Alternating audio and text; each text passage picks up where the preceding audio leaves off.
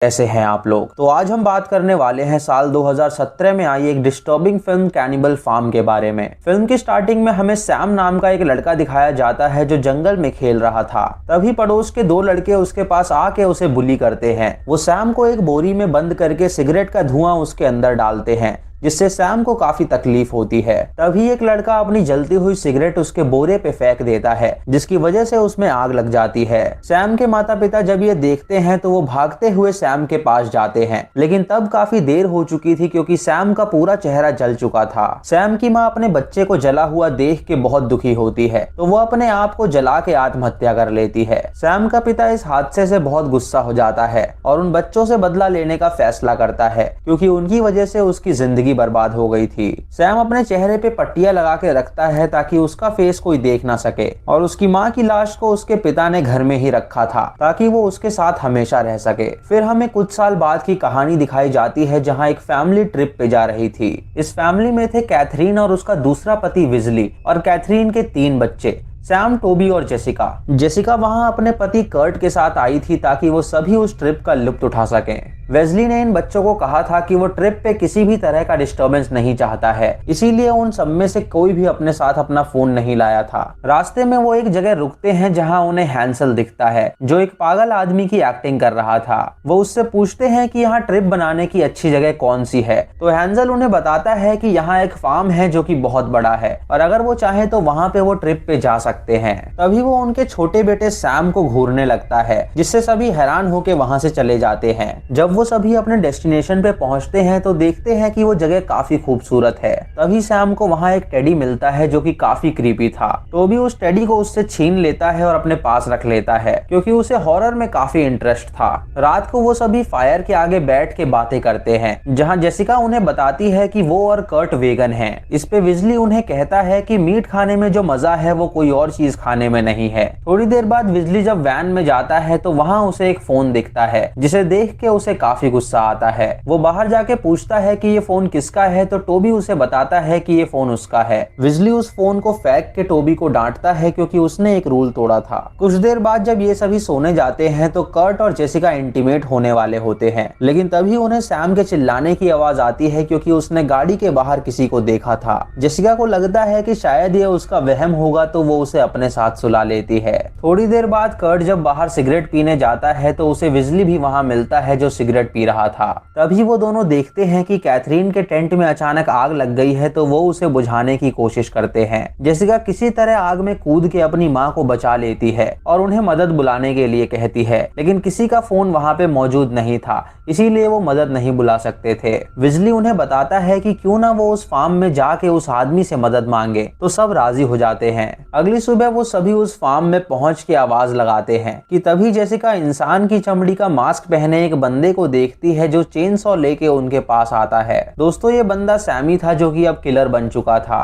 तभी हैंसन वहां आके उन पे गन तान देता है और उन्हें बताता है कि वो गलत फार्म में आ गए हैं। वो विजली को शूट करके जख्मी कर देता है और वो सभी वहां से भागने लगते हैं। वो सभी वहां से भागने की कोशिश करते हैं, लेकिन हैंसल और सैमी उन्हें पकड़ने में कामयाब हो जाते हैं। वो सभी उन्हें केज में बांध के रखते हैं और उन्हें बताते हैं कि वो सभी उनका मीट हैं, जिन्हें वो बेचेंगे। हैंसन उन्हें ये भी बताता है कि सालों पहले 2 लड़कों ने उसकी जिंदगी बर्बाद कर दी थी, जिसकी वजह से उसकी बीवी ने अपनी जान ले ली थी, लेकिन उसकी लाश को उसने घर में रखा ताकि वो उसके साथ हमेशा रह सके। बदला लेने के लिए वो उस दिन उन बच्चों के घर गया और उनके माता पिता को धमका के उन बच्चों को मारना चाहा, लेकिन वो उन्हें तड़पा के मारना चाहता था, इसीलिए उसने उस फैमिली को किडनैप कर लिया जो कि हैंसन फार्म के पहले शिकार थे। उसने उनके बच्चों की फेस की चमड़ी काट दी और उन्हें एक जानवर बना दिया। ये कहानी सुनाने के बाद हैंसन सैम को उठा के अपने साथ ले जाता है, जिससे ये फैमिली काफी डर जाती है। कर्ट वहां से भागने का सोचता है, लेकिन जैसे ही वो केज पे हाथ लगाता है उसका हाथ जल जाता है, क्योंकि हैंसन ने उस केज पे इलेक्ट्रिक वायर्स लगा रखी थी। कर्ट अपने आप को किसी तरह बाहर निकालता है और वहां से भागने की कोशिश करता है, लेकिन तभी सैमी वहां आके उसे मार डालता है और उसकी लाश को अपने साथ ले जाता है। इधर हैंसन एक अंडरग्राउंड गुफा के अंदर कुछ बर्फ और खाना डालता है और हम उस गुफा में दो लड़कों को देखते हैं जो कि जानवर की तरह बिहेव कर रहे थे। दोस्तों, ये वही लड़के थे जो सैमी को बुली किया करते थे और इन सालों में सैमी के पिता ने इन्हें पूरी तरह जानवर बना दिया था।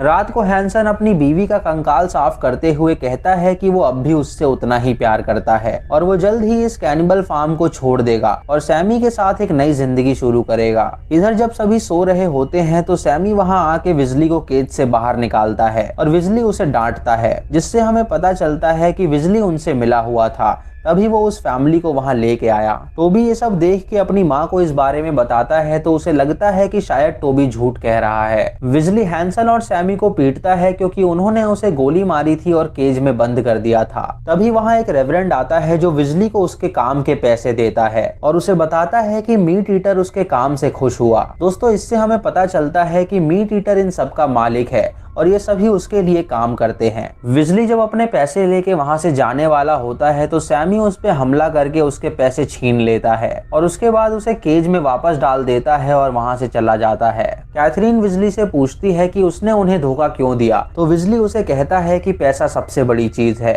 तभी टोबी विजली का गला एक चेन से दबा के उसे मार डालता है क्योंकि उसी की वजह से वो लोग वहां फंसे थे।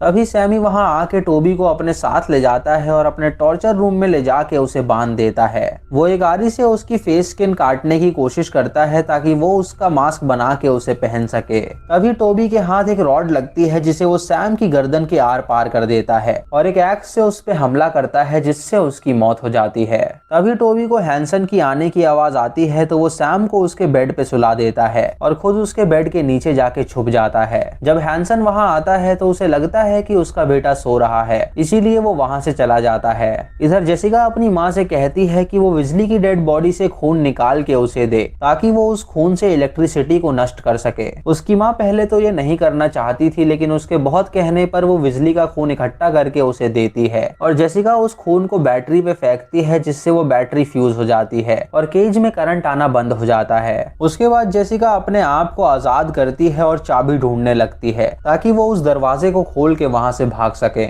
इधर टोबी सैमी के कपड़े पहन लेता है और उसका मास्क भी लगा लेता है ताकि सैमी बन के वो अपने परिवार को आजाद कर सके। जब वो उस कमरे में पहुंचता है तो जेसिका उसे सैमी समझ के उस पे हमला कर देती है और उसे उठा के वो उसे जलती हुई भट्टी में लॉक कर देती है। तभी हैंसन वहां आता है तो जेसिका एक कंटेनर में जाके छुप जाती है। जेसिका को गायब देख के वो कैथरीन से पूछता है कि वो कहाँ गई, तो कैथरीन उसे झूठ बोलती है कि उसका बेटा उसे ले गया है। ये सुन के हैंसन अपने आदमी को कंटेनर ले जाने के लिए कहता है जिसमें इंसान का मांस था। हैंसन जब अपने बेटे के कमरे में जाता है तो उसे उसकी लाश वहां मिलती है जिसे देख के वो रोने लगता है। वो कैथरीन के पास जाके उससे कहता है कि उसका बेटा ये मौत डिजर्व करता था क्योंकि उन लोगों ने बहुत से मासूम लोगों की जान ली है। वो और सैमी ये सब हमेशा के लिए छोड़ के जाने वाले थे, लेकिन अब सब बर्बाद हो गया क्योंकि उसका बेटा उसे छोड़ के चला गया है। वो उसे ये भी बताता है कि उन दो बच्चों की फैमिली में से उनका पिता ही पहला इंसान था जो उस फार्म को एस्केप कर पाया था। जब उसने उसकी बीवी का हाथ काटा था तो वो तलवार नीचे गिर गई थी और उसे तुरंत वहां से जाना पड़ा था क्योंकि सैमी उसे बुला रहा था।